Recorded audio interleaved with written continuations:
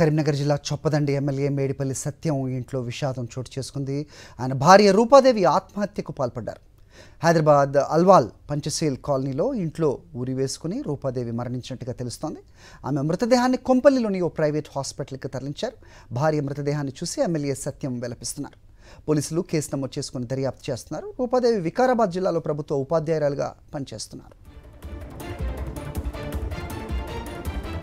ఘటనపై అప్డేట్స్ మా కరెస్పాండెంట్ రమణ అడిగి తెలుసుకుందాం. రమణ, ఏం జరిగింది అసలు?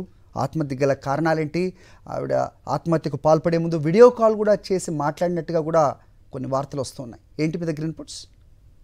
హరి, మీరు చెప్పింది వస్తాము. ఎందుకంటే వాస్తవంగా ఆ సమయంలో చొప్పదండి పర్యటన కోసము ఎమ్మెల్యే మేడిపల్లి సత్యము హైదరాబాద్ నుంచి రావడం జరిగింది. ఆ క్రమంలోనే సాయంత్రం ఆయనకు ఒక వీడియో కాల్ భార్య రూపాదేవి చేయడము, నేను చనిపోతున్నా అని చెప్పడంతో ఆయన ఊటాఊటిన డ్రైవర్ గన్మెన్ లేకుండానే తన వెహికల్ ని తానే సొంతంగా నడుపుకుంటూ బయలుదేరి వెళ్ళిపోయారు. కానీ అప్పటికే ఆయన ఆత్మహత్య చేసుకొని ఉంది. ముఖ్యంగా అల్వాల్లో తన పంచశీల కాలనీలో ఉన్న ఇంట్లో ఉరి వేసుకుని ఆత్మహత్య చేస్తున్నారు. అయితే దీని వెనుక కారణాలు ఏంటి అనేది మాత్రం ఒక పెద్ద చర్చనీయాంశంగా మారింది. ఎందుకంటే ఆమె టీచర్, వీళ్ళిద్దరు కూడా ఉస్మానియా యూనివర్సిటీలో క్లాస్మేట్స్. ఈ క్రమంలోనే వాళ్ళ పరిచయం అనేది ఆ తర్వాత ప్రేమగా మారి పెళ్లి చేస్తున్నారు. వీళ్ళు అన్యోన్యమైన దాంపత్యం కొనసాగుతుంది. ఇద్దరికి కూడా ఒక బాబు ఒక పాప ఉన్నారు. అయితే వాళ్ళిద్దరు కూడా ఎదిగే క్రమంలో ఈమె ఒక టీచర్ అయింది ఆత్మహత్య చేసుకోవడానికి గల కారణాలు ఏంటి అనేది మాత్రం ఖచ్చితంగా ఇప్పుడు చర్చనీయాంశంగా మారే. అయితే పోలీసులు మాత్రం ప్రాథమికంగా దీన్ని అనారోగ్య సమస్యలుగానే చెప్తున్నారు. అనారోగ్య సమస్యలతో ఆమె 2 రోజులుగా స్కూల్కి వెళ్ళడం లేదు.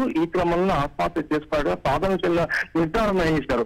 ఇప్పటికే ఆమె మృతదేహాన్ని గాంధీ హాస్పిటల్ కు పోస్ట్ మార్టం కోసం పంపించిన పరిస్థితి అయితే ఉంది. మొత్తంగా దీంతో అంటే కొంత విషాదం అయితే ఎమ్మెల్యే కుటుంబంలో నెలకొంది. ఈ క్రమంలో మంత్రి పొన్నం ప్రభాకర్ తో పాటుగా పలువురు ఎమ్మెల్యే ఆయన పరామర్శించిన పరిస్థితి. హరి.